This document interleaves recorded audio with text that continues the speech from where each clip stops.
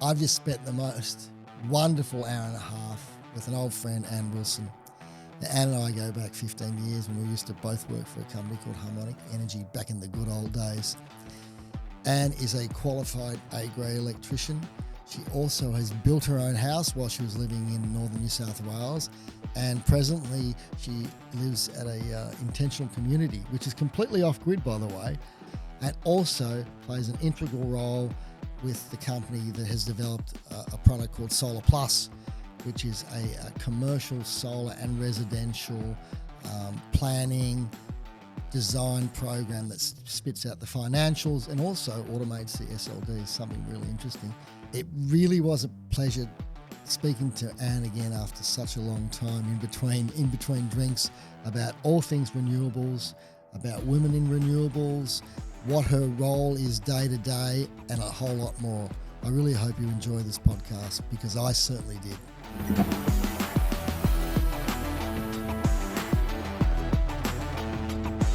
I'd like to start off with, what your actual role is, what you do on a day-to-day basis, doing what you do. I know a very broad question, but we'll start from there. Why not? Yeah, no worries.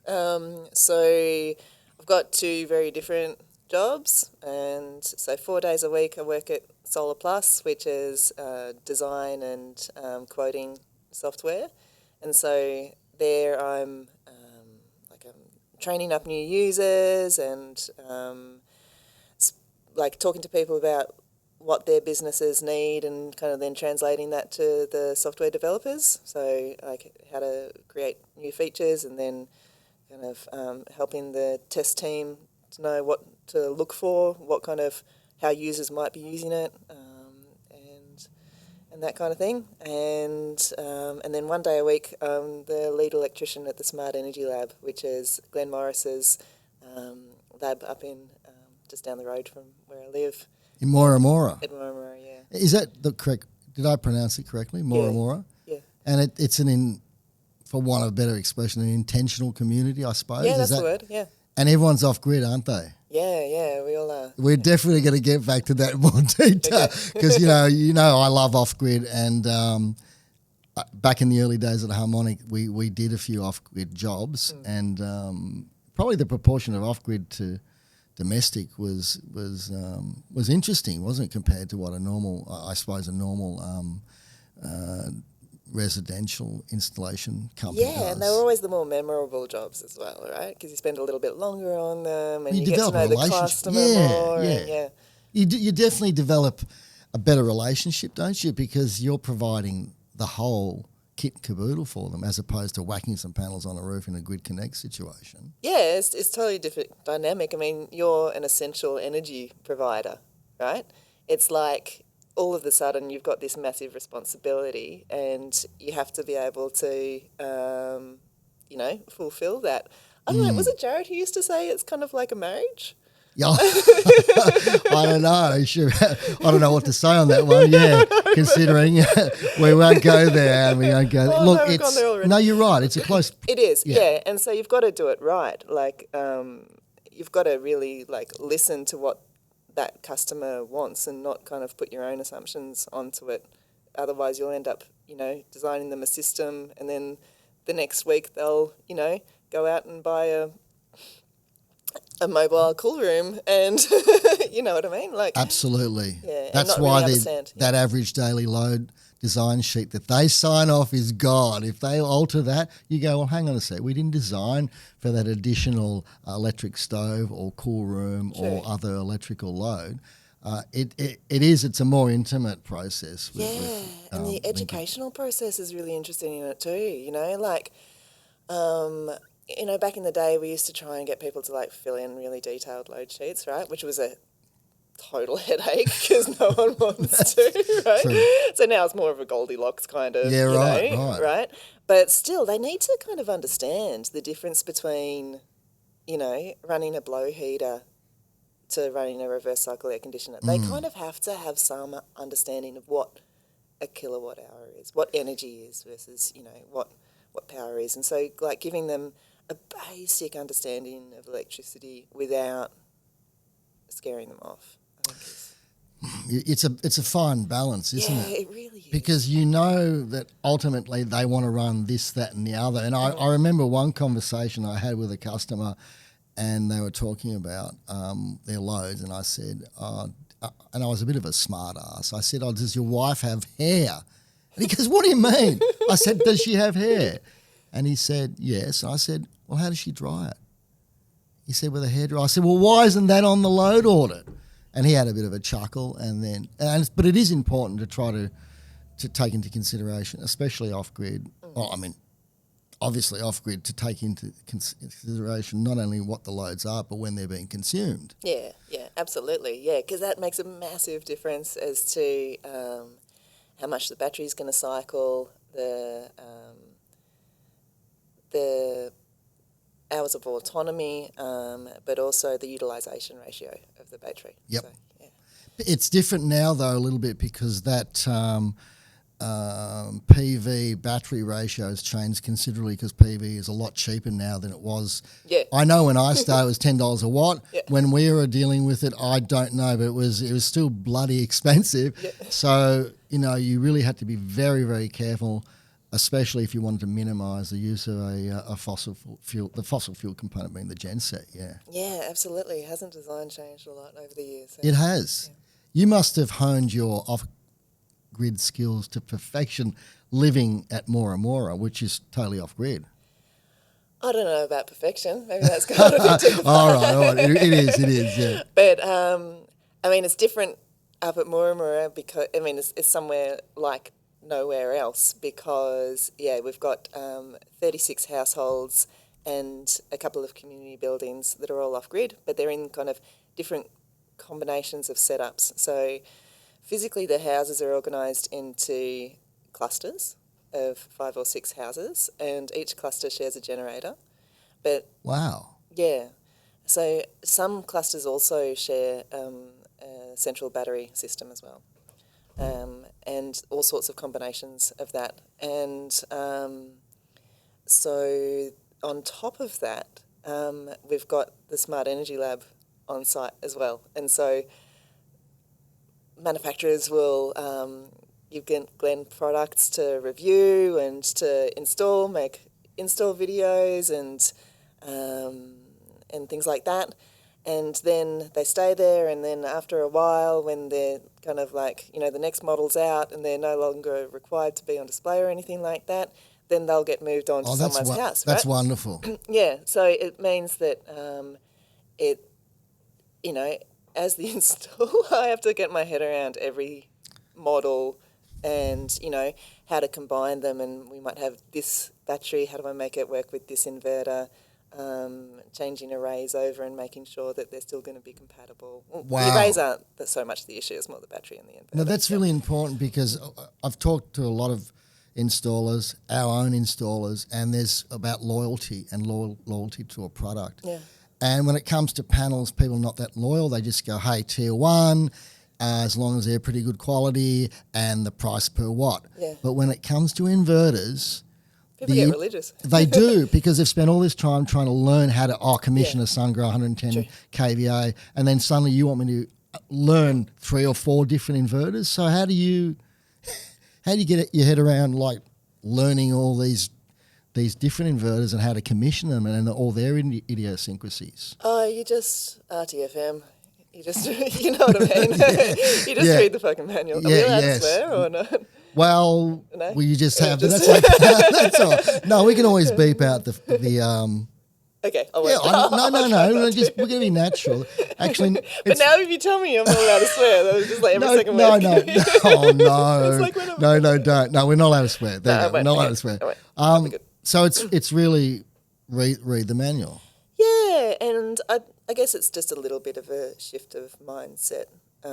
It's really nice, and when I was installing in a more kind of like traditional environment with Harmonic and then with Warhope Solar, you would just have, a couple of brands or a couple of models and you get like really good, you do them really quickly without having to think too much. You can have a bit of a chat while you're doing them and everything like that. But it's just a bit of a different process. It's like, okay, well, actually, I do need to read the manual and I need to read it from, from start to finish, and because if you miss something, then it's going to take longer. Oh, absolutely. Yeah, it's a bit of a shift in mindset, but it's not so hard at the end of the day, and there's always, someone to call up.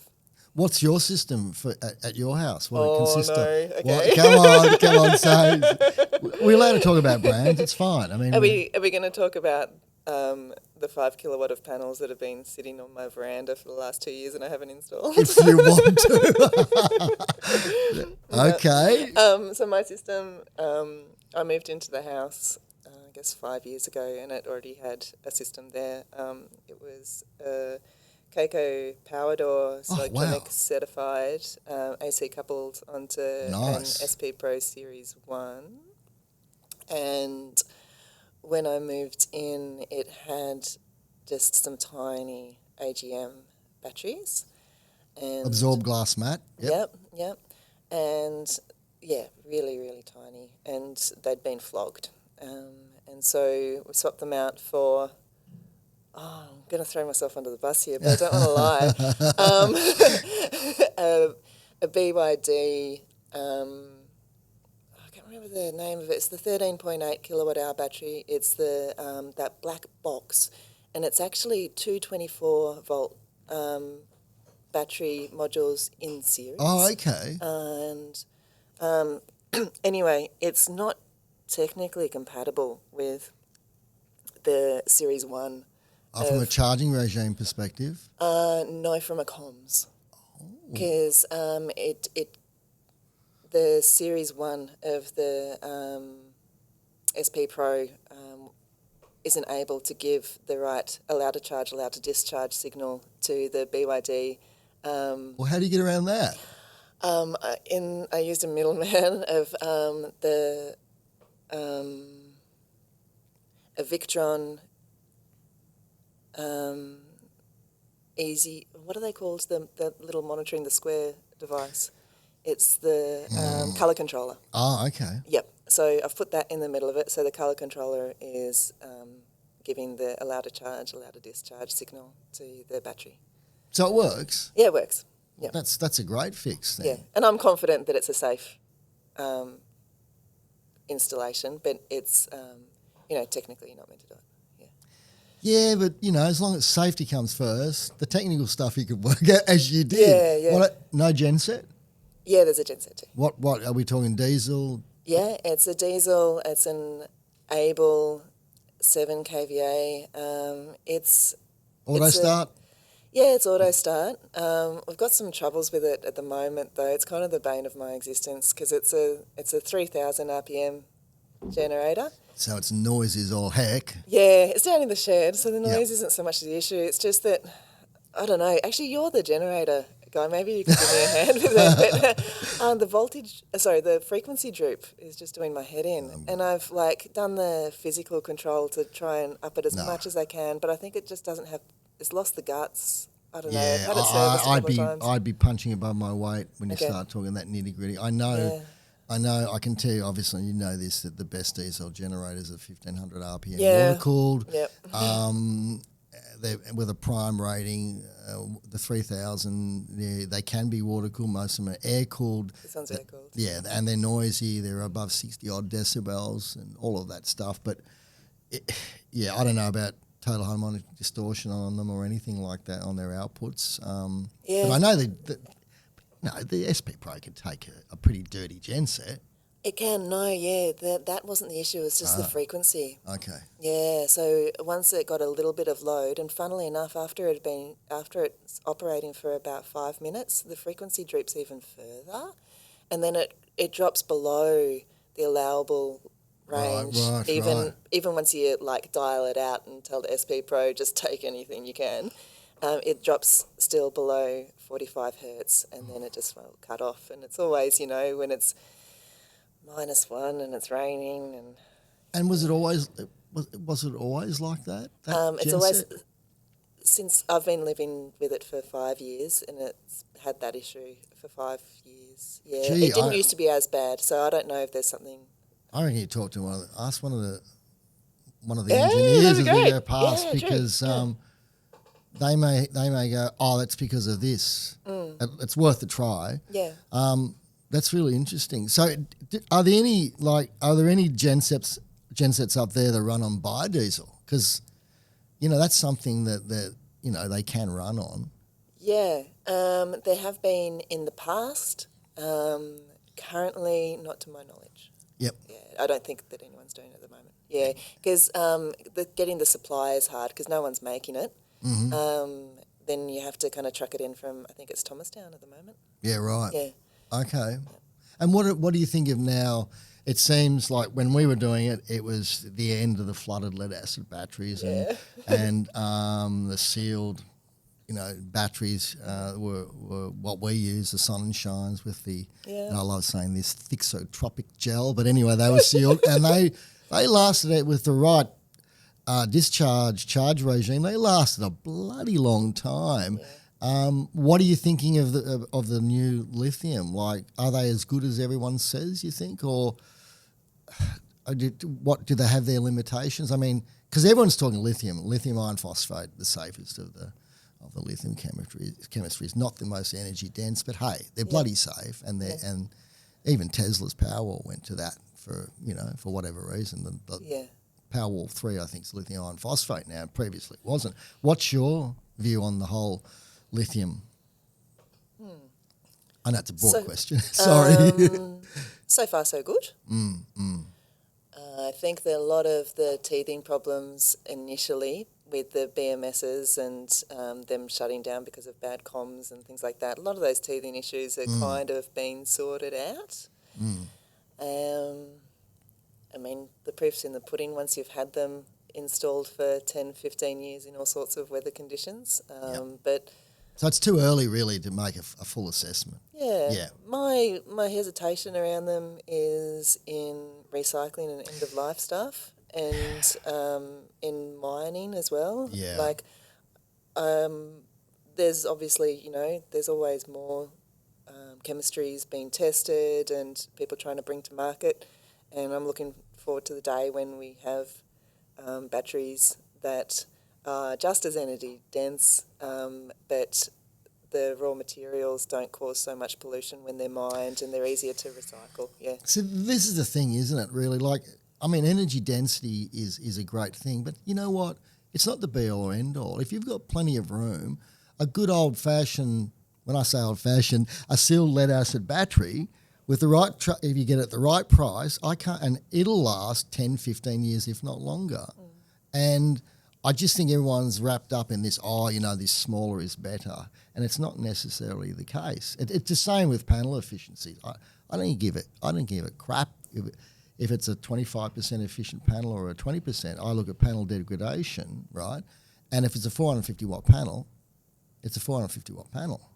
True, yeah. So, but then you've also got, like, if we're retrofitting batteries into houses and if we're electrifying houses, yes, then all of a sudden you're looking at not just, a 10 kilowatt hour battery, you're looking at a 20 kilowatt hour battery in a house, and you've got restricted locations as to where you can put that. And if you're wanting to do it across the grid, not just in a nice rural, property where there's heaps of space, there's a massive shed out the back, but then it does become an issue, though. No, you're totally right. You're totally right. It's because we're constrained by the area we can put the batteries in, so obviously the smaller the footprint, the better. I still worry about any battery because it is a power source. Yeah. And, I've seen pictures of fires. Yeah, it's, we won't pursue this particular area too much, but people do have to remember that these things are potentially dangerous and especially the bigger battery systems. Oh, it scares the crap out of me. Like, the other day, actually today's Tuesday. So on Sunday afternoon, we moved 340 kilowatt hours of batteries and racked them up. Oh, that's that. What? Don't you rest on Sunday? It's a long story. God damn. It's actually really fun. I could go into that story. Please. It's pretty good. It's crazy. It sounds good. It's totally nuts, though. No, tell me. I want to hear. So Glen, sometimes we joke that he's a little bit of a magic genie, just like you never know what is going to come his way. And recently 2 megawatt hours of batteries came his way. So, yeah, I know, right? It's just nuts. Complete with 3 inverters, inverter chargers. He just gets given stuff, doesn't he? Yeah, this was a very long story, and there's an NDA, so I can't. Yeah, cannot say fair anything. enough. But yeah, so we've got them, and now it's a really interesting little challenge to solve of how we're going to put them to use at the community. Wow. Yeah. And they're a lithium iron phosphate? They are. Yeah. So one site that's just going to take 4 racks of them, so 340 kilowatt hours, is in this container that's powering one of the community buildings, and it's also attached to a test array that a company called P-Vision have put in. And so they're testing solar panels, and they've chosen that site because of, it's got good comms, and it's close to Melbourne, and also, we get snow. So decreasingly amounts of it, but but to really test a panel, it has to have unconstrained production, right? Right. Which means you have to have a massive battery bank to soak up anything that you can throw at it. Yeah. And then you have to be able to dump that load overnight so that the battery's ready to be filled up again. Interesting. So it's a really interesting challenge for how we're going to do dump loads, but how we can make it useful so that we're heating our freezing cold community buildings. You don't want to waste. So you're looking at load banks. Mm-hmm. And what those load banks are ideally is something that can be used. Yeah. Wow. Yeah. That's really interesting. It's so fascinating, yeah. But anyway, so this is a bigger battery than I've ever worked on before. And, just filling this wall of a container and, going up to 700 volts. Yep. And I'm just like, I haven't finished the install on it, but... Oh my God, I am going to have my checklist of things and my safety checklist, and I'm going to be ticking all of those freaking boxes, because it just, that amount of energy, that amount of arc flash, it really scares me. Look, it's a good point. The biggest battery job we've done is a 5 megawatt hour battery. I think it was running at around 900 volts, right? So there's, and the cables, you're talking 400 mil alley going there, and flexible aluminium. I didn't know how flexible aluminium could be with this stuff's like bloody spaghetti. It's amazing. Really? I've never seen this. That's why I was surprised. It's fine-stranded aluminium. Yeah. It's really, really flat. Like it's, like we're talking this thick, and it's like really beautiful. So I move my hands around, and I was just amazed. It's at a job. I can't say it's a similar scenario. We're professional secret keepers, aren't we? That's right. But it does involve a little bit of FCAS and arbitrage and stuff, and all of that seems to be the flavour of the month. Have you done any projects that you've been involved with? Well, we've been tossing up using some of these batteries for FCAS, yeah. So we do have a high voltage grid line running through the property, and it does, really? And it comes out of the ground and has terminations on a post in 22? the middle of a paddock. I think it is 22. Yeah, right. kVA. I'm guessing that our KV, audience is KV. Sorry, KV. I'm guessing that our audience is pretty. We don't have to simplify things. Hopefully, we won't. We won't go in the nitty gritty of what that means. But yeah, that's amazing. Living at Moora Moora, what is it? Is it really like? Is it a very close community, or you've still got your your privacy, or how does it all work up there? Yeah, cool. So there's, like I said, there's about 36 households, and they're households. So you've got your family unit, or some people living on their own and everything like that. Everyone's got their own income, so it's not a commune. Yep. Just sort of say that because people have they do. They do all sorts of ideas, and some people keep to themselves, and other people really enjoy doing lots of stuff together. Yep. So there are kind of households that share like a washing machine, and so they see a lot of each other. That's a good idea. Yep, and not for the washing machine though; they get flogged. Yep, and then there's carpooling to school for the kids and things like that. You know, some people share veggie gardens. Some people work together, like Laurie, Glen and I, and Gabby as well, and Jerry, and other people work from home or just commute into town for work. Yeah. How long have you been there for? Since the start of the pandemic. Gee, 2020? What, 21? Yeah, 2020. Oh, wow, so you've been there a fair time. Yeah. And have you lived in a similar environment elsewhere? Yeah, so when I left Harmonic, which is in Brunswick, for people who aren't familiar, I moved up to mid-north coast New South Wales, so just north of Port Macquarie, and there's an intentional community there too. It's more of like a land sharing, place, and lived there for 10 years.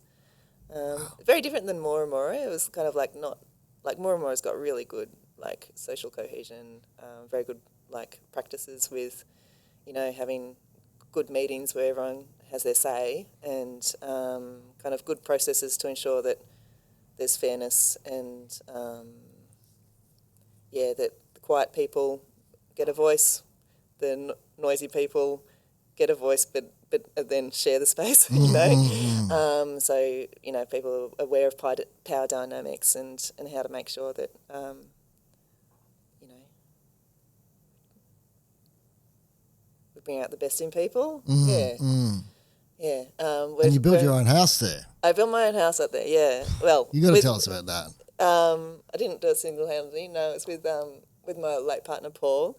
So he already had that land up there, and he'd made a bit of money on biodiesel because he was a biodiesel consultant. That's right.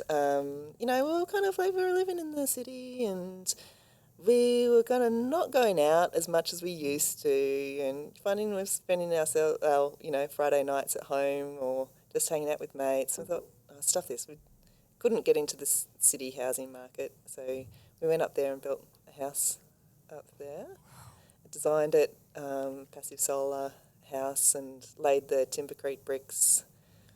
You got to tell me about Timbercrete, because that I've been quite fascinated by that. Really? They have that mix of thermal and insulation, don't they? That nice mix. Yeah. And they're not super heavy, are they? Yeah. Did you actually do you lay them yourself? Yeah, we did. Wow. Yeah, God, my guns were big after that. My grip strength after that. Far out. So they're sawdust, sand and cement and a little bit of oxide. So they kind of, like from a distance, if you squint, it looks like sandstone. Mm-hmm. We did the half bricks, so they were like 90 mil thick. Yeah. And then we did it double brick, so there was a cavity in between them. Oh, wow. Yeah, to get the R That's rating a lot up. of bricks.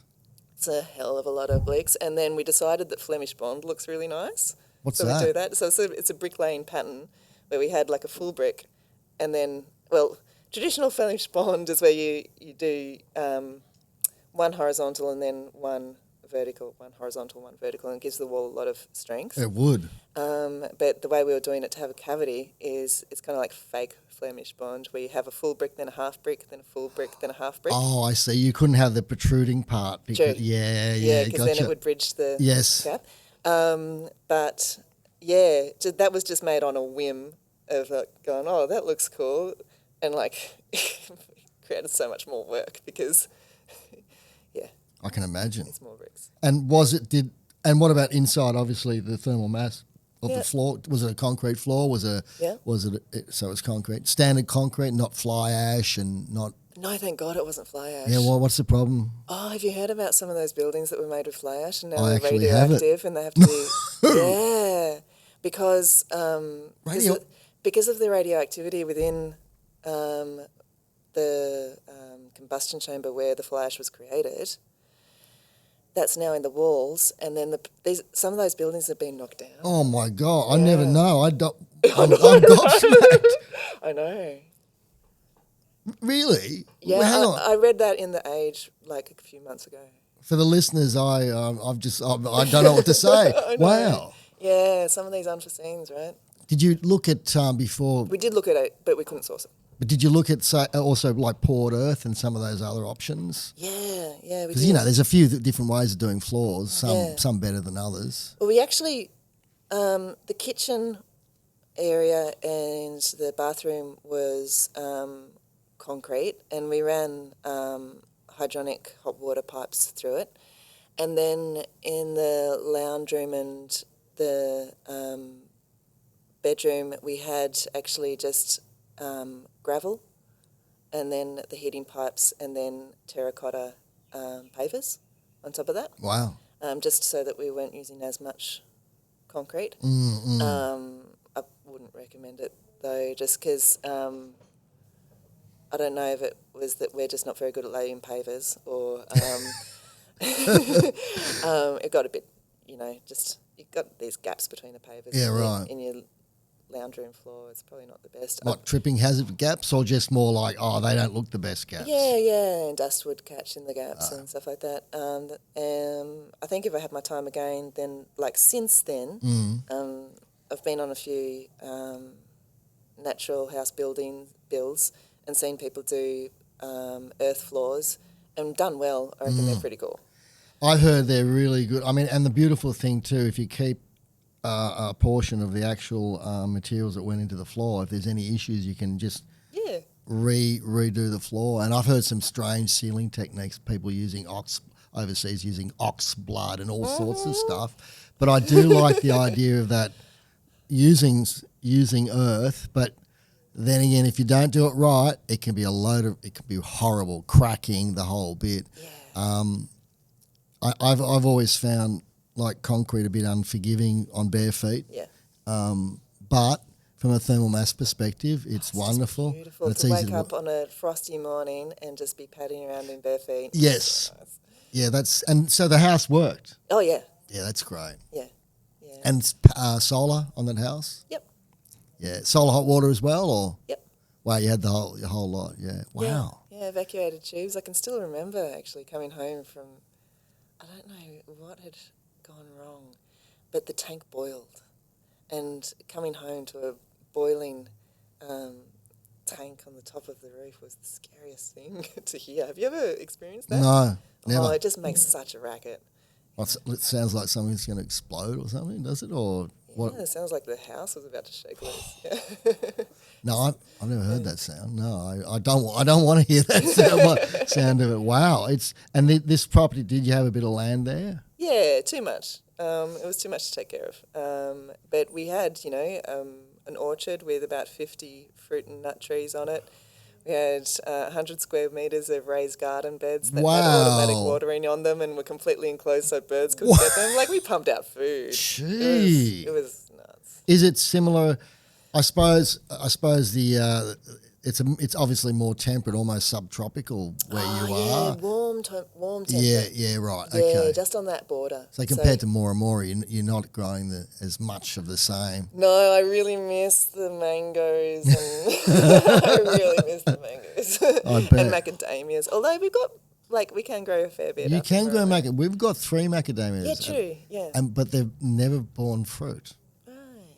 Okay. So one day avocados grow kind of well in the area too. We've got avocados. We've got 3, and they go quite well. Yeah. The rule of thumb up the hills and up where you are as well, the other hill, the bigger hill, is if you can grow camellias and rhododendrons, you can grow avocados. But they are very susceptible to phytophthora, and they hate wet feet. So a lot of people put them in, they mound them, but we've had really good success with ours, and we even had one, you'll laugh at this, from a seed actually produced avocados 10 years later. Like that kind of primary school project where you put the avocado we pulled it out of the compost bin and planted it. And then and how's this? I was going to chop it down, and I threatened, I said to Jung, I'm going to chop this thing down. This is it. 2 weeks later, bloody avocado. So that old wives... It knew. Because the urge to procreate or the urge to survive is very powerful. So, yes, but no, I can imagine what you were growing up on the, in New South Wales. It would be wonderful. But there's all these compromises, isn't there? Yep. And if you've got too much land, it becomes almost, it's a chore. Yeah, it is. And, growing lots of food is great, but also having a really awesome career is great. And, now I spend less time growing food, but I've still got, like, local farmers markets. I still do a little bit. I've got a community garden that I pitch in with there.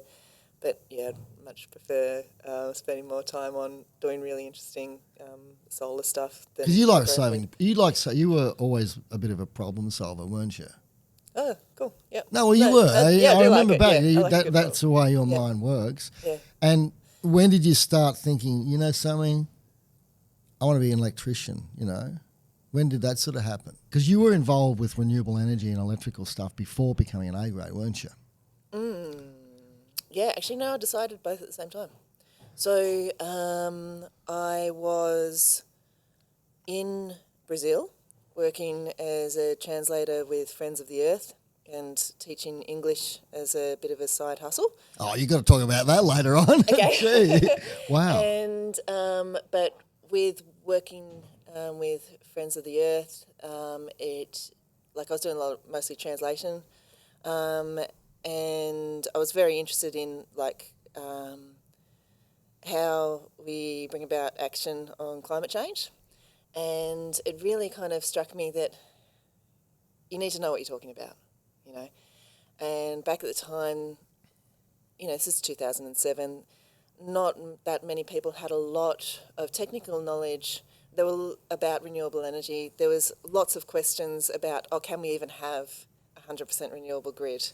And that was a big part of the conversation, Back then people were like, well, no, baseload power, and I really saw the need to develop that technical knowledge. And at the same time, I was realising for myself, having been, in a past life, I was a secondary school teacher and got really burnt out because, it wasn't a good match for my personality. And I realised that I needed a job where I could, at the end of the day, test an installation and know, yes, this passes XYZ test, this is good, this is finished. Just to have that kind of black and white sense of achievement. Yeah, I was going to say black and white, yeah. Yeah, and just to be hands-on and... 1 + 1 = 2 kind of stuff. Yeah, the physicality as well. I wanted that. So it all led to, looked for an apprenticeship doing renewables. So I didn't know this. So you were an apprentice at Harmonic? No, I wasn't. That's what, because I didn't think so. No, yeah. Because I actually started off working for another company in Melbourne as an apprentice, and they were unfortunately a bit dodgy. And a lot of them were back then. Yeah, and I remember there was a really lovely plumber that we worked with though. He was one of these dudes, he was just so happy. He was one of these plumbers who has almost like a sash from his left shoulder to his right hip, almost like a Miss America sash of of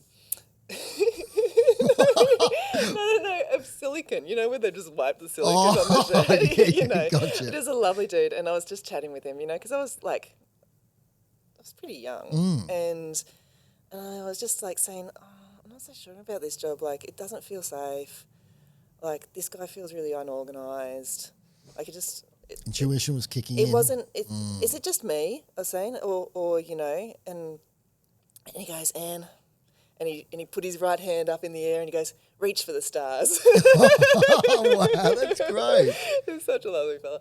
And so, I looked for another job and came across Harmonic Energy, and they were, very idealistic and all about quality and fun and good food. But unfortunately, they didn't have an A grade on the books, so I couldn't continue the electrical apprenticeship. So of course we didn't. That's right.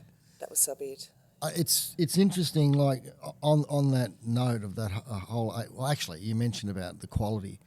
One of the things that I've talked to with Hayden, Hayden Fletcher, who we both work with, and it was one of our bosses. We had a strange situation where we had 3 bosses. Yep, that was weird. I'll say work commitment, but blind narrowness when it came to selecting products was probably one of our demises. Oh, right. So we were too stuck probably with the whole Kyocera perfect panel, the best quality, when you always, human beings want an option, then you should be A, B and C. And Hayden was always that of opinion, but others weren't. And I think in combination with various other things, that probably hastened the demise because you couldn't fold out work. The workmanship was unbelievable. It was just like, well, you're dealing with a much smaller market who just want the best. But and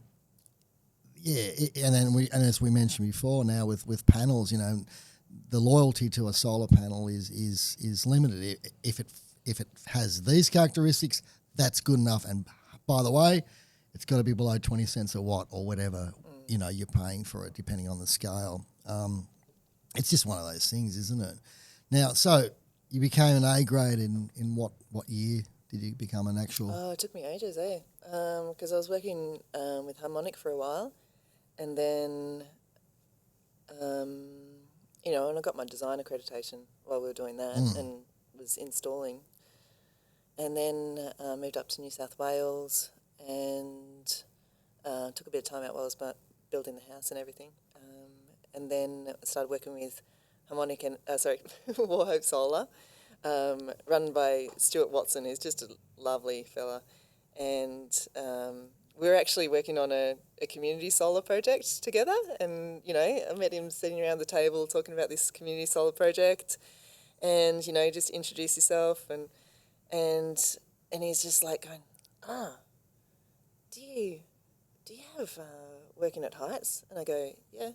And he goes, do you have your own harness? And I'm like, yeah. He goes, are you available next week? Just like Because they were short-handed on a 200 kilowatt job. Wow. And so I said, yeah, great. And, you know, we got along well doing that. And I said, he offered me a job. And I said, yeah, but I really want to finish my apprenticeship. Can you put me on as an apprentice? And, you know, he'd gone through the solar coaster pretty hard, the dips and troughs, and was pretty wary of putting on a full-time employee. He looked me in the eye and said, if you cost me money, I'll break your kneecaps. That's incentive enough, is it not to? Wow. Yeah. No, wow. I'm pretty confident I made him money. Yeah. And so you got you got to be A grade through that business, and then after that, what was the next step? Yeah.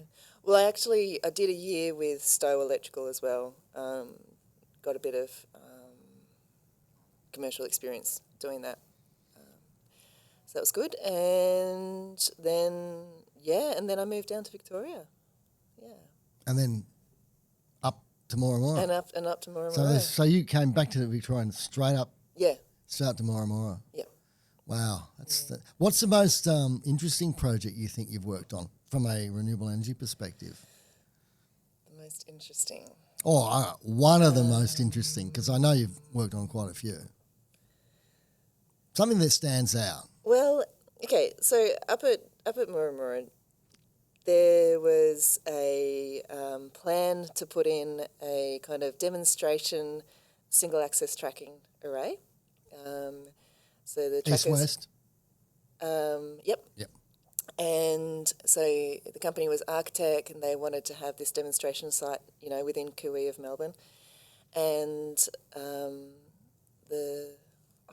going to get this wrong. I'm not going to say the brand because I'm 99% sure which one it was, but anyway, half bifacial, half monofacial. Right. And so all of the gear had rocked up, and there was a breakdown in communication with the delivery, and one of the trucks was too long with the torque tubes. Oh. So for people who aren't familiar with single access tracking, it involves a big tube which is driven by the motors to do the tracking, and I guess it makes sense to have them very long, but to come up a mountain road, it needed to be under 12 metres. And how long was it? I think the truck was 14. Whoa! And it didn't make it around the corner, and so yeah, Yeah.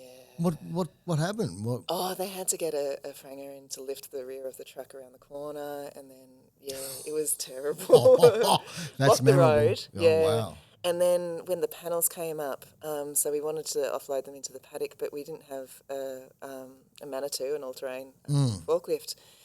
So we just had to like ring around, and everyone who was at home on the community came up and jump in the back of the truck, break down the pallets of panels in the back, hand them out, stack them up in the paddock, and it was fun, but hectic, really hectic. And so there was meant to be a team from WA come across to install them, to install the tracker. But one lockdown came, and another lockdown came, and they just it just wasn't happening. And these panels had been sitting in the paddock for a year, and Wow. it's like, okay, stuff it, let's just do it. And so read the manual, had a bit of a Zoom call with Architect about how you install trackers, and we we didn't have, like the solar farms, they have these awesome machines that are GPS guided and do Driving the piles in. drive the piles in, right? Yeah. We had an antique theodolite and to do the, sighting, and we had just a rammer from the vineyards down the road that ram in the, the posts for the vineyards. Yeah. And it was... Oh, wow. And string lines, of course. No, that was with we used the dumpy. The old dumpy to do that, yeah. But...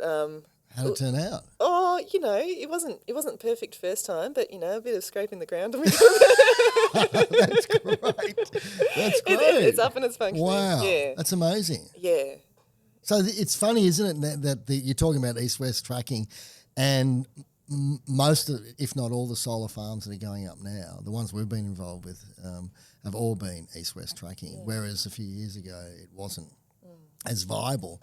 And that's the thing with this industry. It seems to be cost is always going to play a role, but it's also what's happening on that. What's happening. Like when we were at Harmonic, it was like, don't use power during the day because you'll get 60 cents feed-in. So all these strategies. Yeah. It's weird how that changes. Like now, you don't do a financial proposal on any zero export. Right, you don't. If it is export, you don't include that because it's just negligible and it's completely disappearing by 2030.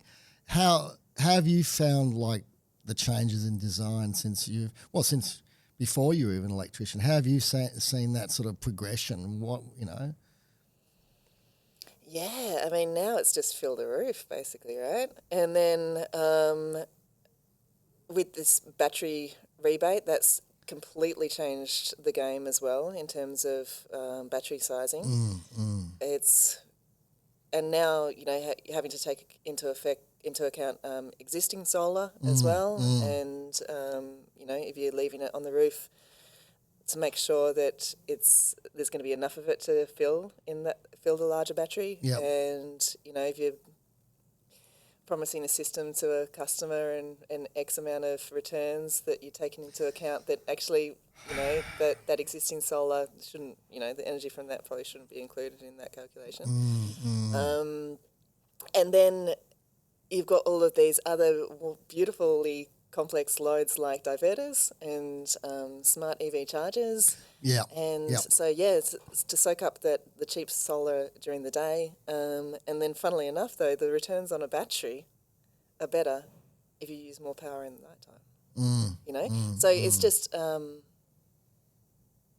wonderfully complex dance. It is, and it's. I think also too, installers, as well as having to know how to commission inverters and stuff like that, they also have to be like masters of comms. They have to know how it all, especially when it comes to batteries, and this talks to this, and you're starting to look at all these how getting your head around. Oh, we've got these inputs coming in. We've got the grid. We've got a battery. There may even be a generator in the mix, and we need something that can actually communicate. And God damn it, I've only got 8 hours in a day to do all this stuff. So, and I think that's. I mean, there's lots of reasons why the industry's kind of consolidating, but I think that's maybe one of them as well. So that you can have a dedicated person who's just all over the commissioning. Right. And all over the comms. I see that in a few crews. Yeah, right. That's yes. Yeah. A couple of Sparkies who they've had experience in this area and they've been allocated that task. Yeah. Because you can't be you can't be a master of all things, can you? And it suits somebody who's maybe been injured and can't lift inverters anymore or something. What's your favourite bit of the whole with renewables? Like your favourite task to do? Is it the commissioning? You're gonna laugh. Well, because there's two, and they're poles apart. One is just the brain dead nuts and bolts, putting nuts and bolts together, repetitive tasks. Sometimes, because not much of my work is like that, so sometimes when I can do it, it's just so relaxing. Putting feet together, yeah.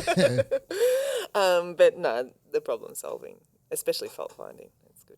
It seems like there's a big issue on the bigger sites where people can get actually very disillusioned with their task. And case in point is cable tying DC cable into tray. And for a poor apprentice to do that for 2 weeks straight, it will kill you. And more. I've seen some really abused, It's a big thing and something I talk about a bit about. You have to, nurture the human capital and this, this division of labour may appear to be more efficient, but in the end it'll kill people, as in mentally kill them, and it's actually better to make sure when they're starting to lag out a bit, we swap the tasks and at the same time not create bottlenecks. Yep.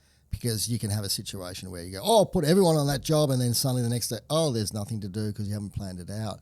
And I think that's a big difference between obviously residential and these bigger jobs, because there's a lot of money involved.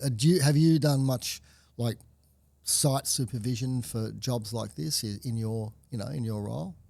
Yeah, but only for crews of up to 6 or so. Yeah, but that's that's a lot. Yeah, and on the bigger commercial job, is that something you enjoy doing? That sometimes. Sometimes. It's a hard one, I reckon. It is. You've got to have your eye on so many things. In terms of, is all of the gear here? What's the weather doing?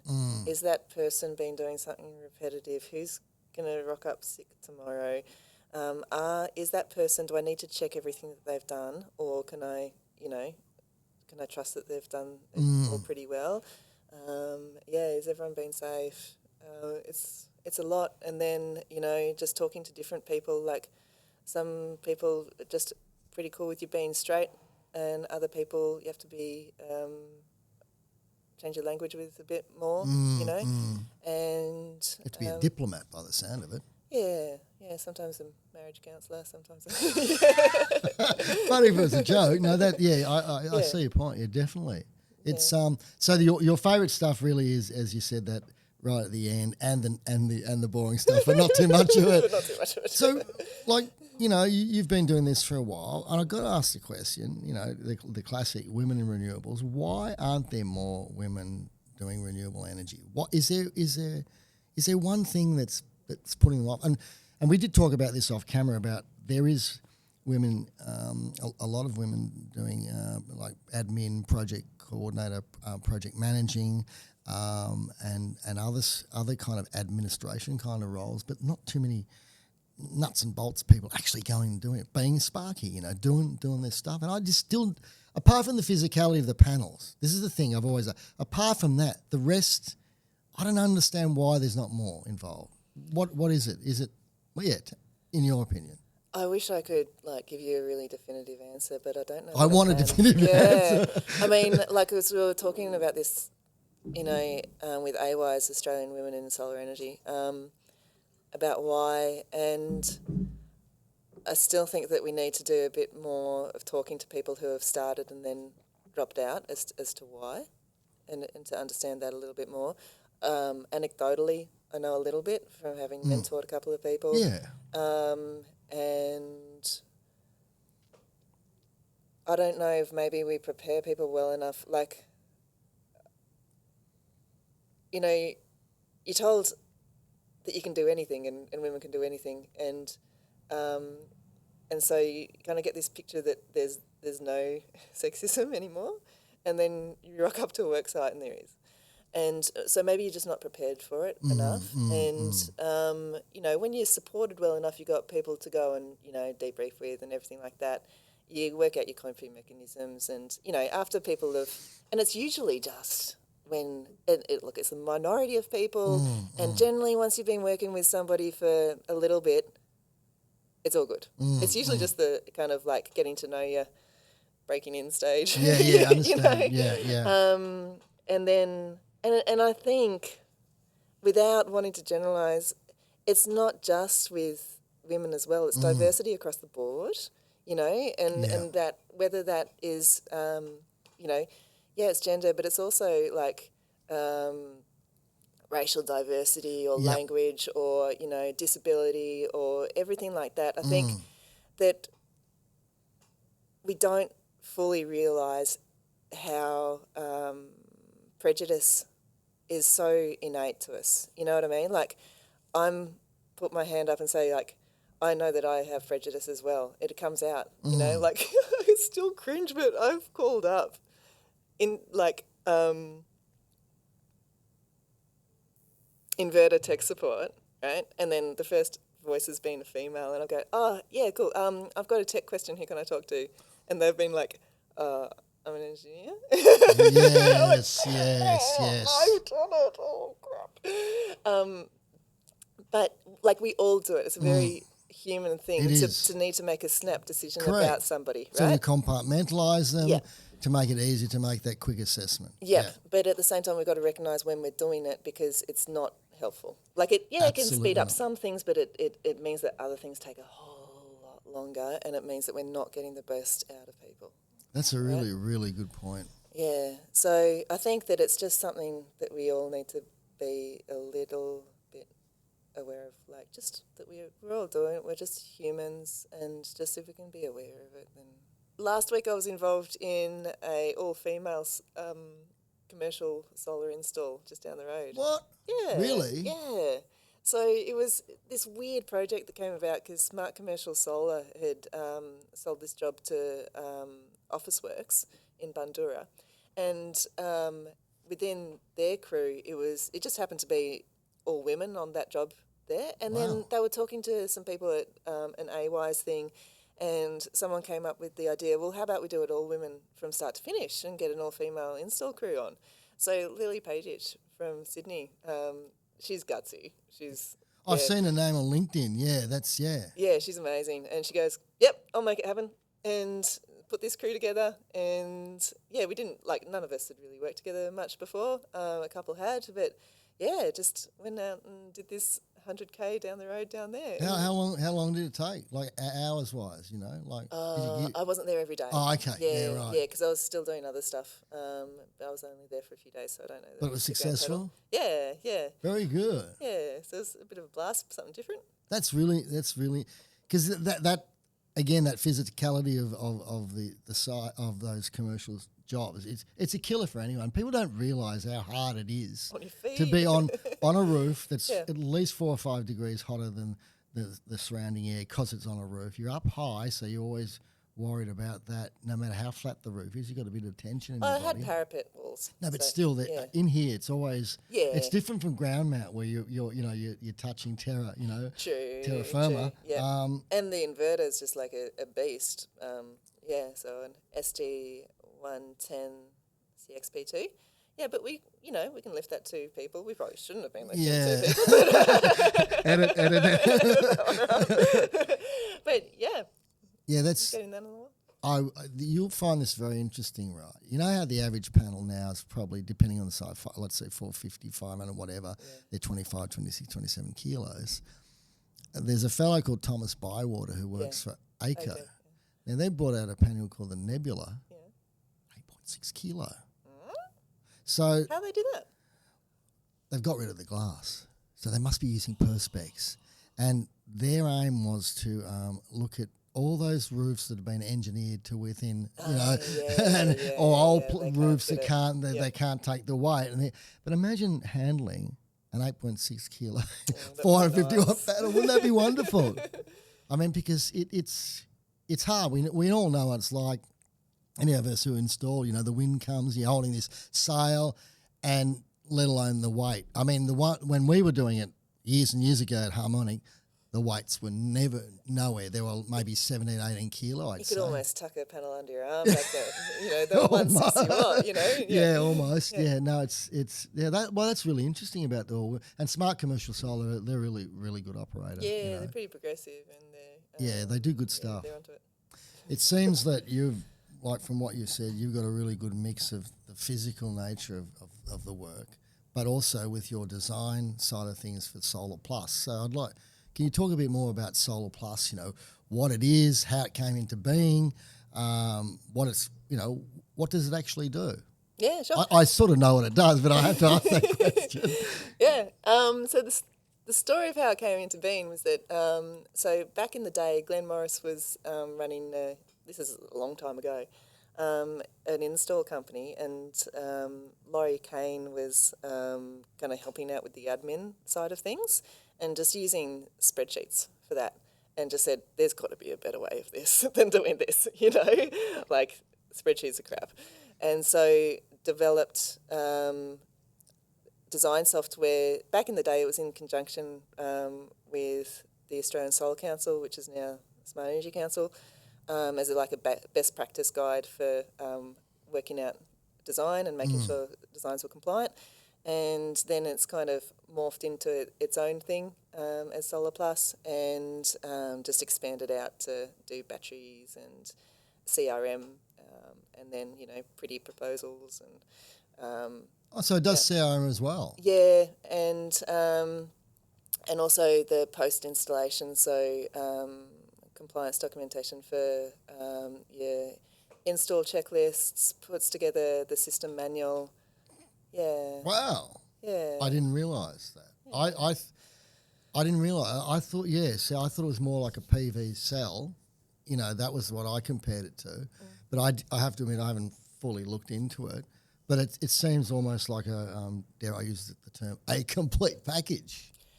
That's what marketing say, yeah. That's the marketing catchphrase, yeah. And it must be fun because, developing, you must be having a lot of fun developing it and constantly improving it and go, what about this, what about this? Yeah. I love it.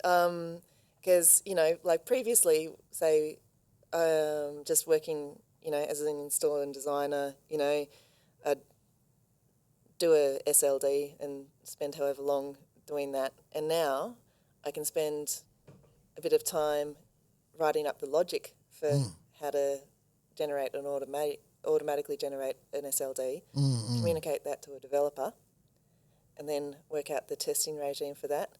And all of a sudden, in X amount of hours, I've helped generate thousands of SLDs instead. Wow. So just being able to multiply is so that'd cool. be really satisfying. It's so satisfying. So what would be the mix, if you're allowed to say, of residential to commercial customers? I actually don't know that off the top of my head, because lots of our clients do both, but increasingly in the commercial sphere. Because and are the customers, are they giving you suggestions? I mean, is that something? Yeah. And some good ones, or are they mostly irrational? Come on, why do you even mention that? No, they're all good. I mean, that's our purpose, is to help them do their job and for them to save time. So all of their suggestions are good. Sometimes people will get a bee in a bonnet on this really kind of tiny thing, and you just got to kind of gently tell them, you're the only one that wants that. But, and just to explain that, look, it's going to take, weeks to do that, and you're kind of the only person that's asked us about that, just to set up expectations. But, otherwise, things change. People sometimes, even though I've got some experience in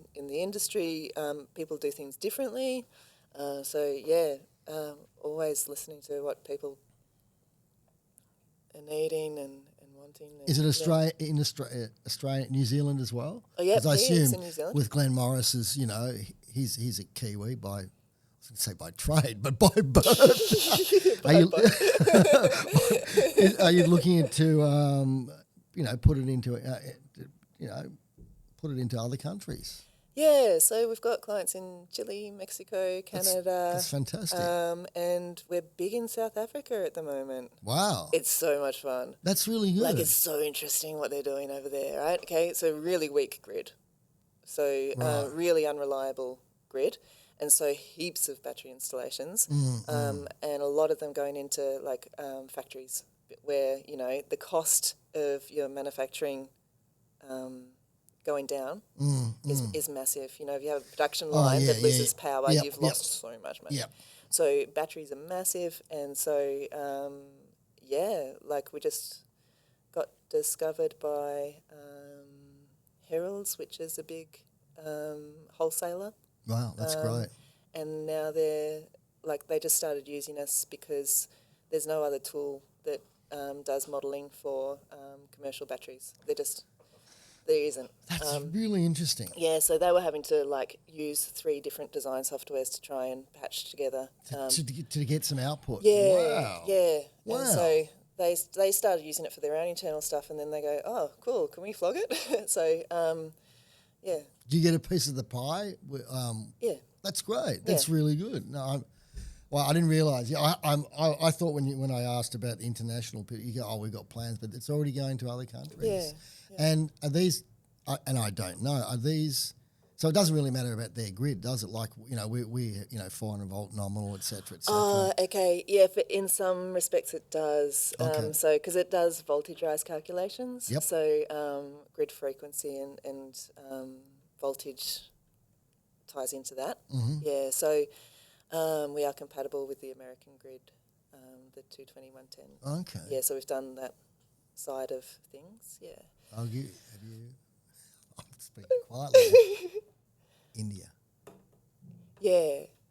I don't know. Putting out feelers. Yeah, that's really good. No, that's something. I've been remiss. I had a quick look at it. I think I'll have to investigate it a bit more thoroughly than I previously have. That's really cool. Yeah. So in regards to you're an A grade. You're a designer, you know a little bit of coding, you build your own house, you live in a residential community. You work for Friends of the Earth. I'd like to hear a little bit more about that. Okay. Yeah. That was ages ago. Yeah. Back in Brazil. And I originally did a youth exchange in Brazil. And so I went back to spend some more time there in my 20s, and just got involved with Friends of the Earth over there in the capacity that I could, which is just doing translations. It was pretty heady, exciting times. It would. I mean, Friends of Earth connected to renewables. It's an obvious connection, isn't it? But I did want to ask you this. This is. And I'll be a little bit controversial here, in a good way, right? Yeah. It seems to me that everyone's going towards renewables and this, that and the other, but no one wants to tread more lightly and no one wants to reduce their consumption. Yeah. Because you don't make no money out of that. No. Please explain. What do you reckon? And hasn't that been the big change in the industry over these years? We've been reminiscing a bit, and I was thinking, back in the day, late 2000s, people were all about climate change, and now they're all about money and climate change. So, and we've kind of forgotten that the order of things is reduce, That's it. reuse, That's renew, and then recycle. Exactly. And that, I think the physics of that hasn't changed. Well, it hasn't. But the attention has. The emphasis, the average daily load the average daily load of the average Australian house, I think it's 17, 18 kilowatt hours a day. I'm sure if people when they listen to this podcast, they'll be going, "Oh my God," because we use half of that, if not less, in some cases. I mean, in some ways, it's good to be increasing consumption because it means that you're getting rid of your gas heating, your gas cooking, and that's going to drive it up.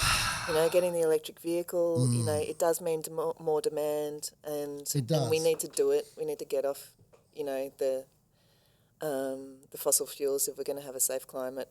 So from that perspective, I don't feel too bad about demand going up, consumption going up. I get a little bit worried when people are ripping perfectly good systems off roofs and just trashing them. Yeah, that's a real issue. Yeah. I believe there is a bit of a market for these quality second-hand panels, especially in the African countries, because from what I've been told, if they go to China, they get offered the bottom of the barrel panels, and they much prefer to buy second-hand from Australia because they know they're getting Tier 1 even though they're second-hand. Huh. So, and you mentioned though the R's. Recycling of solar panels, God damn it, you should be reusing them first. Maybe you have to edit the goddamn bit. But you've got to make sure that they've been transported well, and you're not just exporting industrial waste to Africa as well. Absolutely, they've been thrown around, and then they rock up there and they've got earth faults. You're dead right. Yeah, you did right. And I remember in the early days, there was a supplier, and he had this packet. They were red earth, or red set. Maybe red set, but it was a long time ago, and I went along to it was a training day or something, and they went and they had these panels. I said, "Oh, look how strong they are!" They're jumping up and down, and most of us going, "There's something over here going. I don't know if that's such a good thing." So that leads me to the question about maintenance and of systems. How obviously it's incredibly important, especially with the commercial ones, where you in some cases are offering a production guarantee as well. Exactly, yeah, or a PPA, or if you've got a vested interest to do the maintenance, and I think that's great. Yeah. What's your with the systems that you have been involved with? Do you do the maintenance yourself, or as in those yearly checks, or do you get another company to do it, or what's your approach? Well, these days I'm just installing for friends and family, when I've got time, which is not very much, and so it's basically just on the mountain. Yep, yeah. Gotcha. And so I'm around at their places anyway, and can just have a bit of a look. Yeah. What's the best off-grid system? What are the best? Come on, you could say no. I won't. I won't put you. Is it true that this electronic product is still being used fairly heavily? But I know Victron is being used quite a bit now with the off-grid stuff.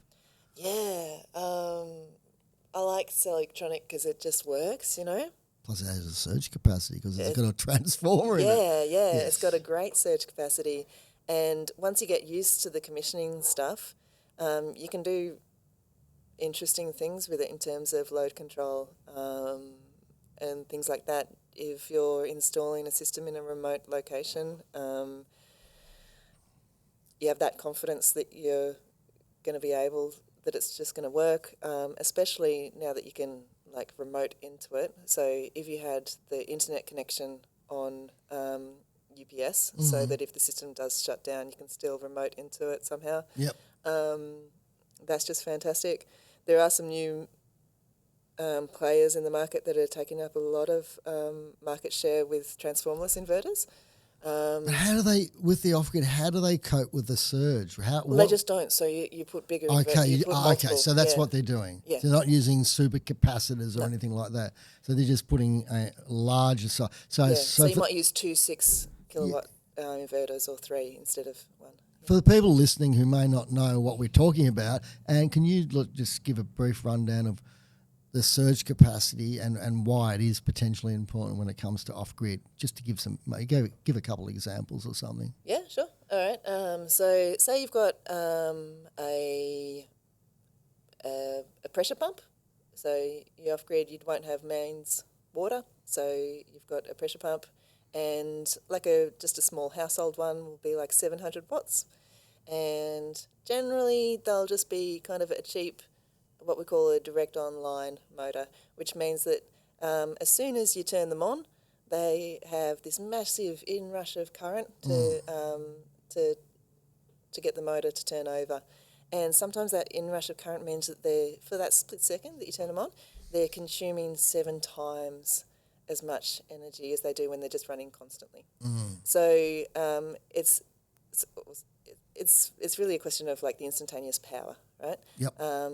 Energy-wise, it's kind of negligible, but the inverter just has to be able to provide that. So because it's doing other stuff as well. Yeah. Isn't it? That's the thing. It's doing other stuff. It might have the aircon running at the same time. It might have, what other a hot water heater or something like that running at the same time, and it has to do that surge. And heaven forbid, you might, if you've got lots of motors that you can't control when they come on. Yes. So you might have, refrigeration coming on at strange times, or and then but increasingly they have soft start motors or inverter motors, so that the surges they're not 7 times, they're more like 2 or 3. Yeah, and variable speed drives and stuff. Yeah, you're right. They're not as bad, but you have to know about it, because otherwise the inverter will shut down. So do you think, like, if let's jump to the grid now, and I'm a customer, I've come in and I said, Anne, I want this system, and I want to, I want some UPS functionality. Sorry, I want some backup functionality. Yeah. And the reality is, any consumer who buys a system with a battery invariably thinks that this thing's going to back up their whole house straight away, this, that, and the other. Yeah. So what happens if they are backing up, let's say, 1 or 2 circuits, and it's been sized in such a way that because a salesman's come in and sold it really cheap? Yeah. There's going to be a lot of issues, isn't there? Yeah, there is. And you would have seen a few of those. Yeah, for sure. Yeah. So what's some advice for customers out there who are looking to go, like, they're on the grid now, and they want to go down the road of batteries? What should they be looking for? Yeah, so just to know what the backup capabilities are, and to have a think about what you really need, in terms of backup, and if there's an event of, it might be just an outage for a couple of hours. If you live kind of down in Healesville way, quite frequently you get a few days out. So then you'd be wanting to make sure that it's something that can handle your fridge and your freezer if you've got one as well, plus your phone chargers and your modem and all that kind of stuff. But just to really make sure that that inverter that's been supplied can do that. And to remember that... and also to make sure that you've got good monitoring, so that when that does go down, you can see the state of charge of the battery. Yep. You can visually eyeball it if other stuff has broken down, so that that if it's overcast and the power's been out for a while, the battery's going down, start managing your loads. Yeah, I mean, that all comes down to that off-grid thing. It's all about, like... customers being aware of their energy usage and having good monitoring. Like, so often I see bad off-grid installs that don't have monitoring. Wow. And so the consumer just doesn't know how much power they've got to play with. Yeah, wow. They're either underutilising the system or they're overutilising it and flogging it a little bit too hard. Wow. Yeah, and because it's like, I don't know, unfortunately I think some people see that monitoring as an add-on or whatever, but I think it's integral. So it's a must-have if you're going to go down that road, and it's a little slightly more expenditure, but well worth it. Yeah. What I was going to say also too, there's a lot of issues also with battery warranties, that they're reliant on the internet. Also, how much you discharge them for how long as well. So if they start getting flogged and they break down after 5 or 6 years, and they suddenly look at the log because it's connected to the internet and go, by the way, it was discharged up. Sorry, your warranty is void. It's not gonna, it's not gonna work. So it's buyer beware too, isn't it? Like anything, isn't it? Yeah, absolutely. Buyer beware and buyer be informed. And if you're going to start doing things like grid charge when energy's cheap, just to keep an eye on that energy throughput. Yep. To make sure that you're not going to be exceeding the warranted energy throughput of the battery. Yeah. So it really is, and that's the thing. The batteries do add another level of complexity to a grid connect system, and people forget that. And there's going to be so many attempted sales out there after this, the most recent government, the new battery rebate, that we're going to see a flood of all these undersized batteries going in. And that reminds me, remember when we were doing it, when the government was giving $8,000 back in 2008, 9 and 10, there were some systems being installed by some companies that were so cheap that they actually cost less than $8,000, and customers were actually getting a couple $100.